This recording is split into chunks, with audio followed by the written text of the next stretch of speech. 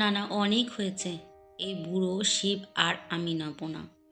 নতুন বাড়িতে দুটো শিব এসেছে, তাদের মধ্যে থেকেই একটাকে বেছে নেব। আর এমন শিব এলো যে বাড়ির মেয়েদের সকলের শিবরাত্রিটাই এবছরের মতো বন্ধ করে দিল। কেমন বামাখ্যাপা শিব এলো বলুন তো আমাদের বাড়িতে। নমস্কার বন্ধুরা, আমি অনু, হ্যাপি লাইফ উইথ অনুর আর একটা নতুন ব্লগে আপনাদের সকলকে জানাই মন থেকে অনেক অনেক স্বাগত আর শিবরাত্রির অনেক অনেক শুভেচ্ছা। আপনাদের মনের সকল ইচ্ছা, সকল মঙ্গল কামনা পূর্ণ হোক, ঈশ্বরের কাছে এটাই প্রার্থনা জানাই। আর যেহেতু শিবরাত্রি ব্রত, আর সকাল সকাল কুমড়োর তরকারি করে নিচ্ছি। আর গরম গরম লুচি যখন খাওয়া হবে তখনই তৈরি করা হবে। আর এবছর যেহেতু শিবরাত্রি করা হচ্ছে না, আর কেন হচ্ছে না সে সবই আপনাদেরকে বলবো। আর আগে রান্নাটা কি করছি সেটা একটু বলে দিই। তেলের উপরে 5 ফোড়ন, তেজপাতা, শুকনো লঙ্কা ফোড়ন দিয়ে ডুমো ডুমো করে কেটে রাখা কুমড়ো আলুটা তুলে দিলাম।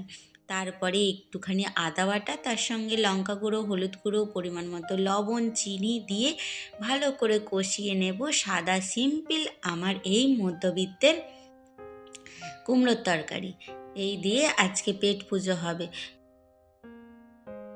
তবে আমার বুড়ো শিব মানে আপনাদের দাদাভাইয়ের জন্য রান্না হয়ে গেছে। তিনি তো আবার ভাত ছাড়া অন্য কিছু খাবেন না।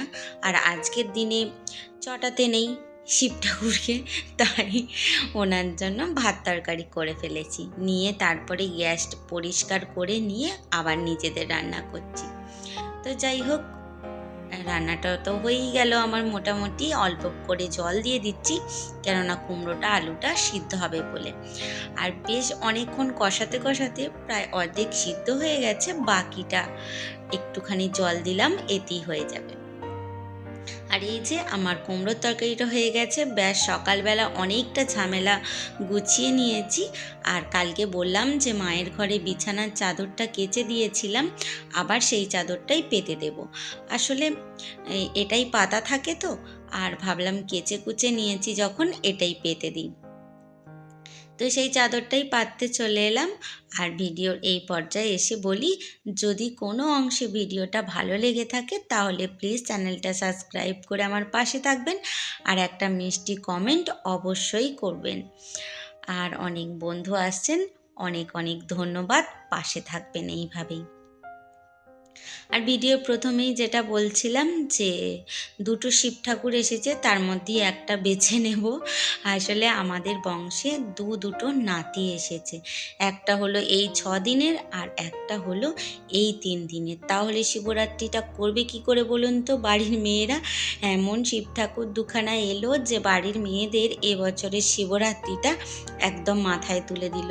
ওই যে উপোস করা যাবে, মন্দিরে যাওয়া যাবে না, পুজো দেওয়া যাবে না। যদিও এটা শুভ অসৌচ বলে, তবুও তো নিয়মটা পালন করতেই হবে। তাই আমরা এবছর এইভাবেই শিবরাত্রি করছি। তো আমরা জায়রা সবাই মিলে বলা বলি করছিলাম যে দুটো শিব এসেছে, যার যার বুড়ো শিব আছে পাল্টে নতুন নতুন শিব নিয়ে নেবে। আসলে কেন কথাটা বলছি বলুন তো, সম্পর্ক ধরতে গেলে আমি কিন্তু এই বয়সে ঠাম্মি হয়ে গেছি। তাহলে ভাবুন তো নূতন বর এসেছে কি না আমার আজ শিবরাত্রির দিনে। তাই ভাবলাম যে পাল্টে নিই, বুড়োটাকে একটু বাদ দিয়ে দিই, নূতন যখন এসেছে তাহলে সেখান থেকেই একটা বেছে নেব, তারপরে দেখা যাবে কি হয়। না বাবা, যেটা রয়েছে সেটাই ভালো। আর ওই ছোট শিব ঠাকুরকে মানুষ করতে গেলে এমনিতেই মাথা খারাপ হয়ে যাবে। আর এটার মধ্যে এত পরিমাণে ধুলো পড়েছিল যে এটা একটু পরিষ্কার করে নিলাম। আর কালকে এই বিছানার চাদরটাও কেচেছিলাম, যার ফলে এটাও গুছিয়ে তুলে রেখে দেব। আর আপনাদেরকে তো বলছিলাম যে কালকে আমার খেপিমার পুজো আছে। আসলে ননদরা আসবে, আরও আত্মীয় স্বজন আসবে, যদিও ও বাড়িতে আসবে, এখানেও আসবে।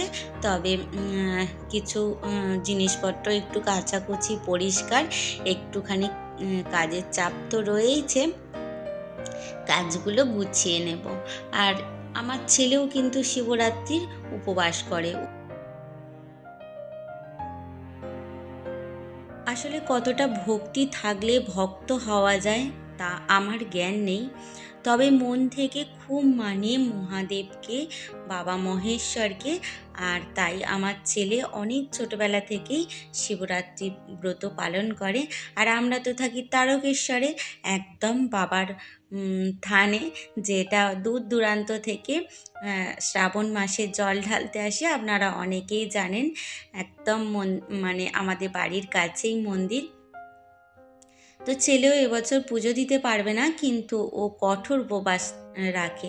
কালকে সেই রাত্রিরে খাওয়া দাওয়া করেছে 12টার আগে, আর সারা দিন কেটে গেছে, জল পর্যন্ত খায়নি। তাহলে ভাবুন ও ছেলে হয়েও কতটা কঠোর উপবাস করে। যাই হোক, এটা হলো রাত্রিরে। সকালের কিছু কুমড়োর তরকারি ছিল আর লুচি, এই দিয়ে ডিনারটা সেরে নিই।